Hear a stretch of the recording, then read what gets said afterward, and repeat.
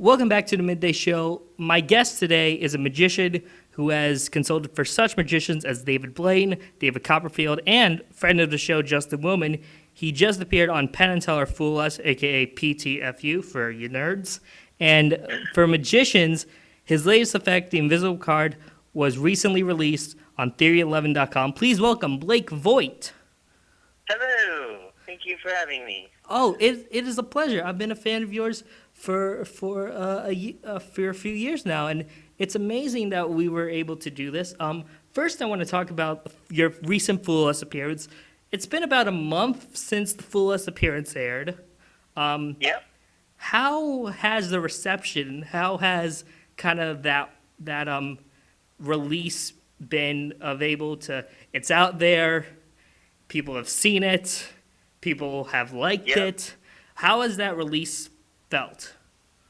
Yeah, it felt surprisingly good. I was very nervous for it to come out because I didn't know if it was actually going to air until about a week before it aired. Because they filmed so many great magicians, they weren't promising that they were going to air them all. So that was kind of a scary experience, just playing the waiting game.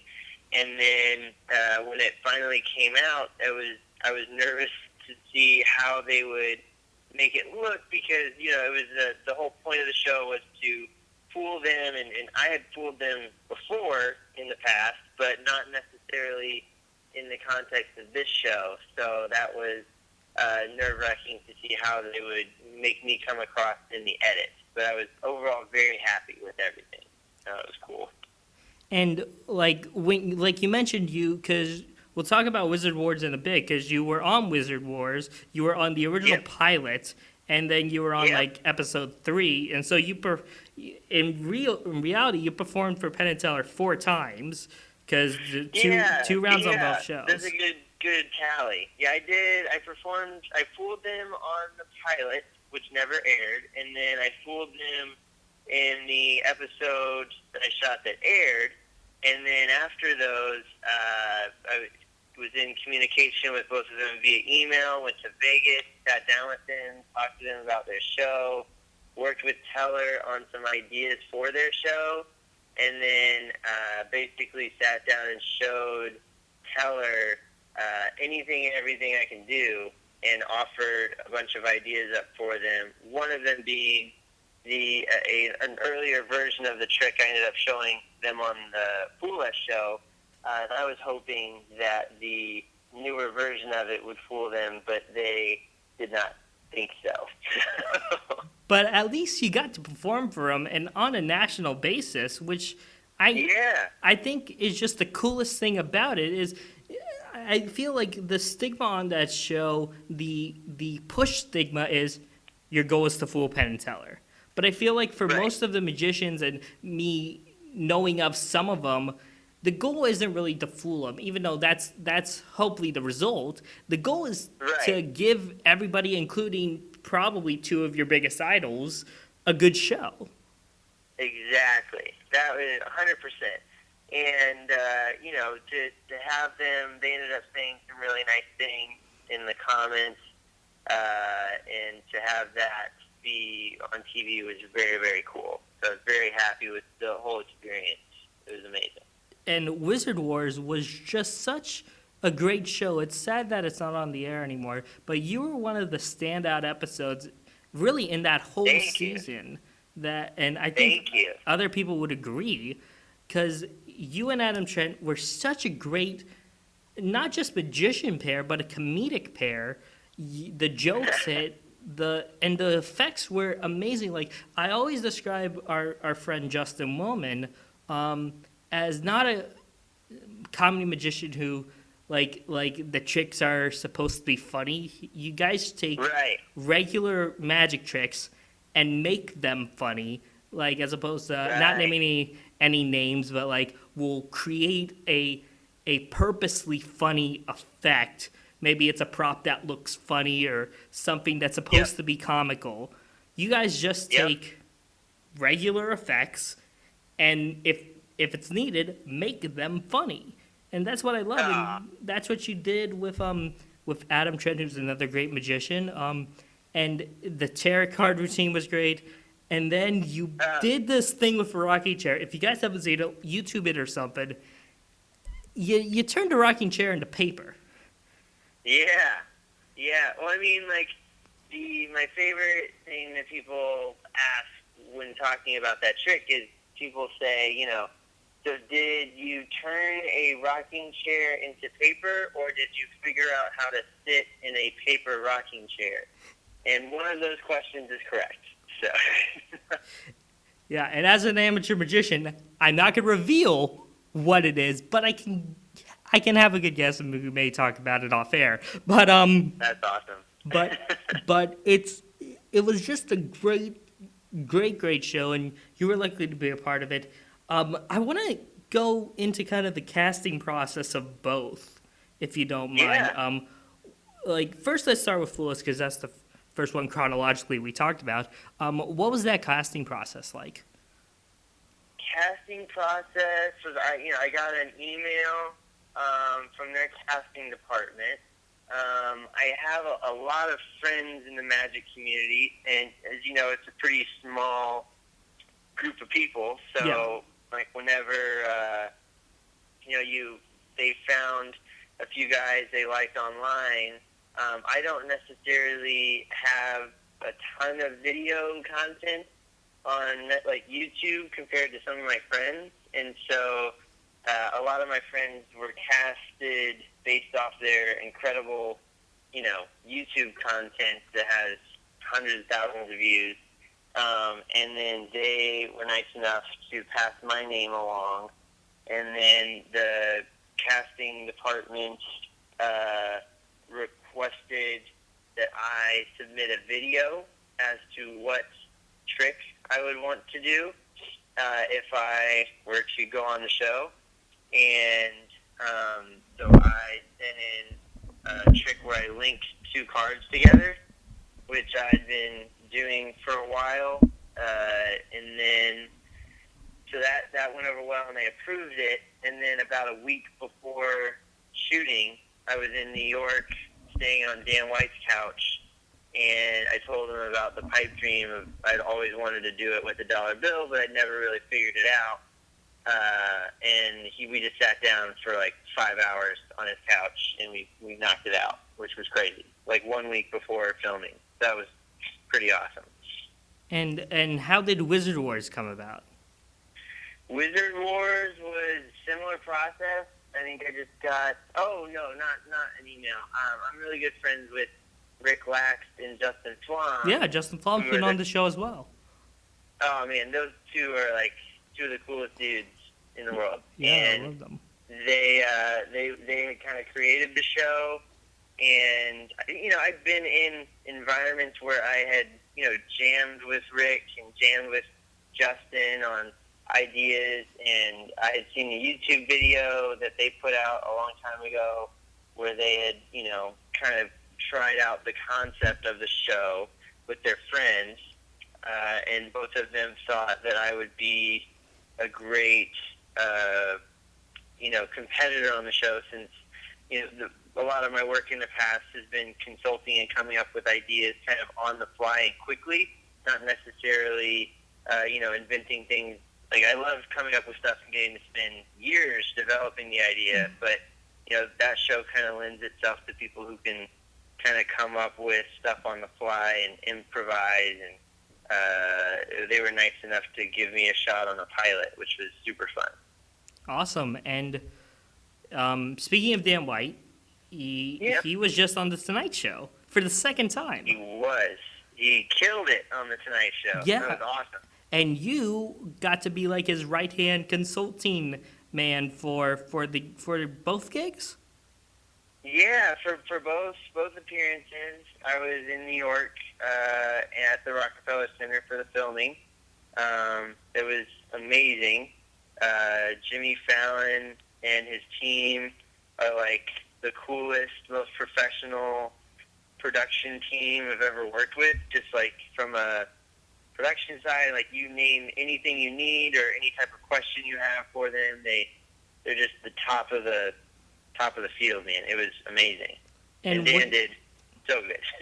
yeah, definitely. And it was both spots were amazing. I remember I watched them like first run. I wouldn't like wait till the next day because I knew because this is someone I was familiar with too, Dan White, who's, if you don't know, a great magician. And I was just so excited that someone like him could be on the on the Tonight Show because I kind of equate it to like and Justin Willman, not to bring him up again, but he's so great.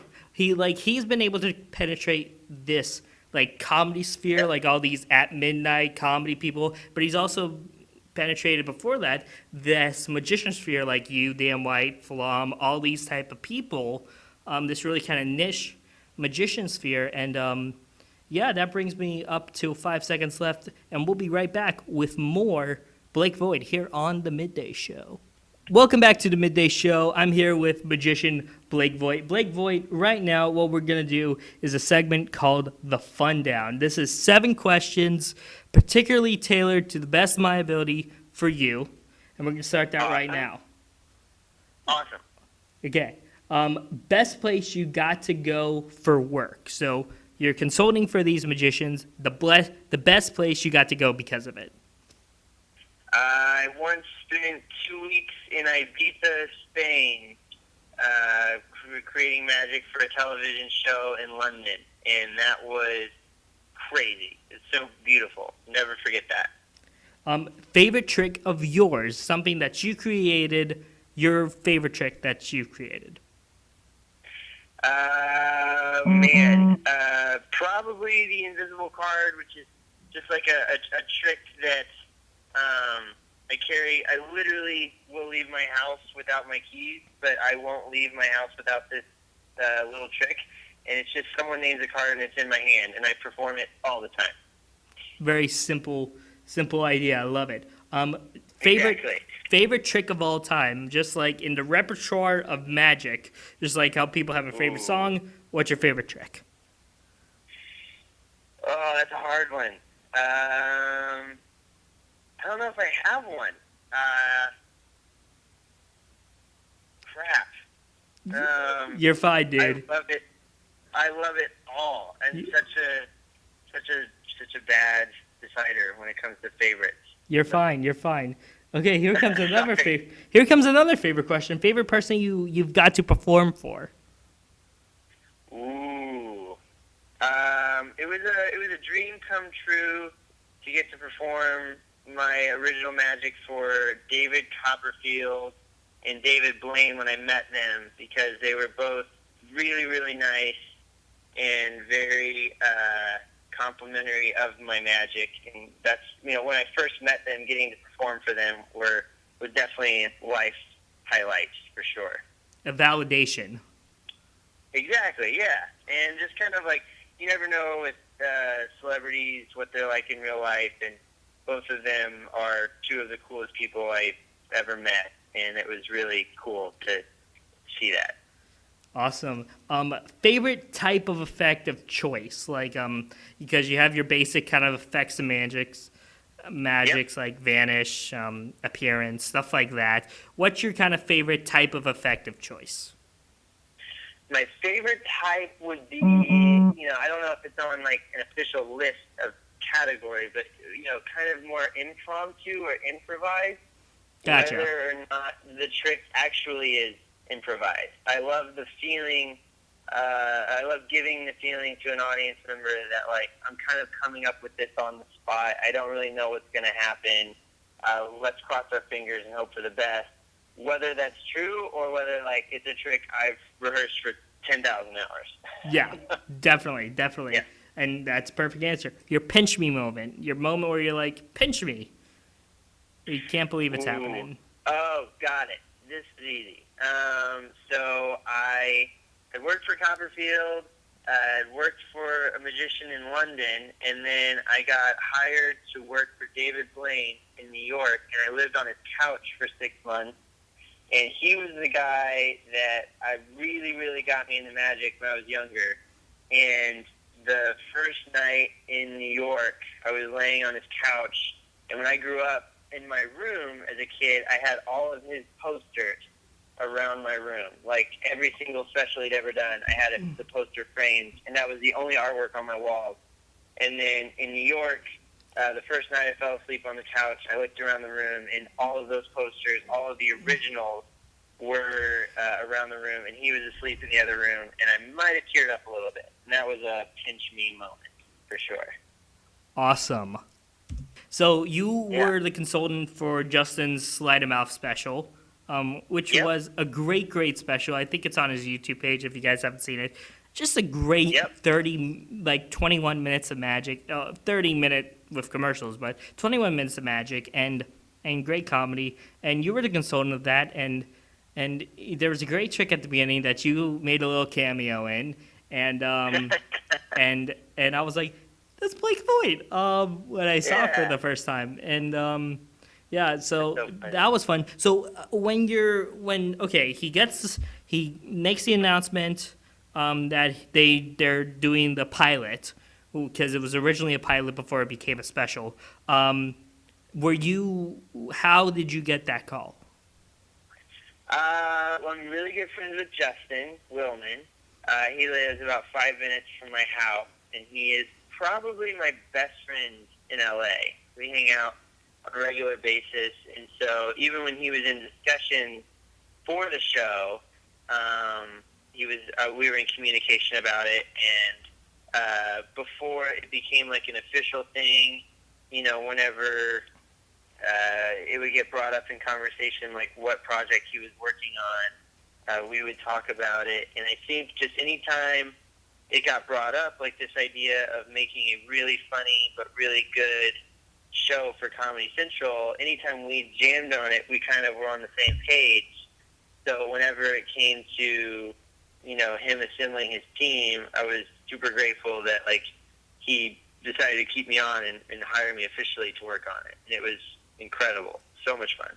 And if you could explain a little for people that have seen the special, what were the thought? Because of course it's centered on technology, of how technology kind of interacts with magic. And I know, just knowing Justin for a while, of course there's stuff in his repertoire that he did on the show.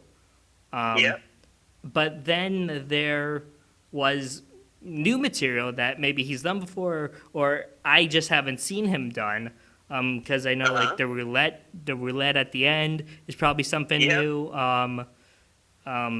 Some of the stuff in the printer at the beginning. the printer's great, and maybe some stuff here and there, like in the rolling robot segment. Just kind of like the slides and stuff, because I've never seen him do manipulations before where the cards come out of nowhere. With stuff like that, what was that kind of brain bubble, that brainstorming thing like?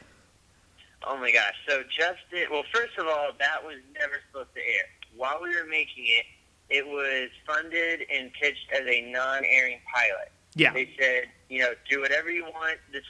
No one will ever see this. And so, as far as the episode having a tech theme to it, it ended up kind of being aired as a special, which was kind of a bummer because we formatted it as if it was going to be a series. Exactly. This week's going to be technology. Next week will be something else. So that was how it kind of all got based around tech. And then as far as the brainstorming for the show went, Justin assembled this crazy team of the most brilliant comedy writers in LA. And it was really as far as magic goes, it was Justin and myself and Chris Chelko. Yeah. And then Dan White actually got brought in for a week to consult on the show, which was super helpful. And then, mainly Justin at the very beginning on day one wrote on the wall, comedy first, magic second, comedy third. And I think we definitely stuck to that formula of, this was not a show for the Magic Central TV show. It was a show for Comedy Central. And so we definitely tried to make everything funny first, but then also not like sticky magic. Like we wanted it to be good magic on top of, smart jokes. So that was kind of the brainstorming process we stuck to when coming up with the ideas. So like a comedy magic Oreo.